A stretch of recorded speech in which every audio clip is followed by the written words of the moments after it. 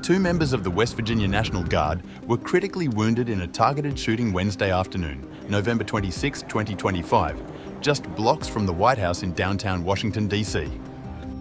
The suspected gunman, identified as 29-year-old Afghan national Rahmanullah Lakanwal, reportedly approached the soldiers near Farragut West Metro Station around 2:15 p.m., raised a firearm and opened fire in what authorities describe as an ambush-style attack.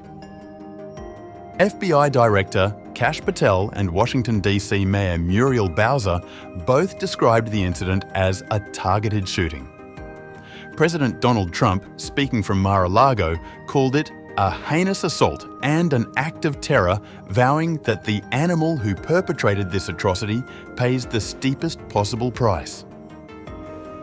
This heinous assault was an act of evil, an act of hatred, and an act of terror. It was a crime against our entire nation. It was a crime against humanity. The hearts of all Americans tonight are with those 2 members of the West Virginia National Guard and their families.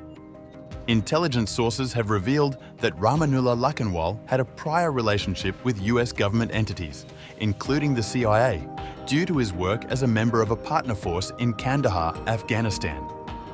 According to Fox News, Lakanwal served for approximately a decade in the Afghan army alongside US Special Forces, operating out of Firebase Gecko as part of the CIA-backed Kandahar Strike Force.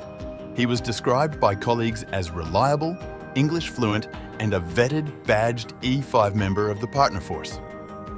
Following the chaotic US withdrawal from Afghanistan in August 2021, Lakanwal was evacuated to the United States in September 2021 under Operation Allies Welcome, the Biden administration's humanitarian parole initiative that resettled over 76,000 Afghans.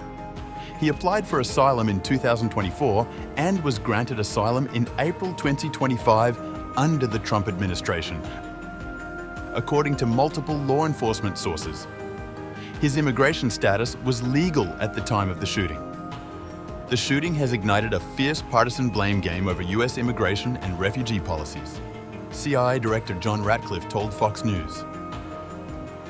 In the wake of the disastrous Biden withdrawal from Afghanistan, the Biden administration justified bringing the alleged shooter to the United States in September 2021 due to his prior work with the US government, including the CIA. The individual, and so many others, should have never been allowed to come here. Our citizens and service members deserve far better than to endure the ongoing fallout from the Biden administration's catastrophic failures. President Trump blamed the Biden administration for allowing the shooter into the country, framing the incident as proof of national security threats from 20 million unknown and unvetted foreigners. The FBI is leading the investigation into the shooting, treating it as a potential act of international terrorism. Authorities are examining whether the attack was inspired by an international terrorist organization. The 2 wounded guardsmen remain in critical condition as the investigation continues, with FBI Director Kash Patel and US Attorney Jeanine Pirro scheduled to hold a news conference.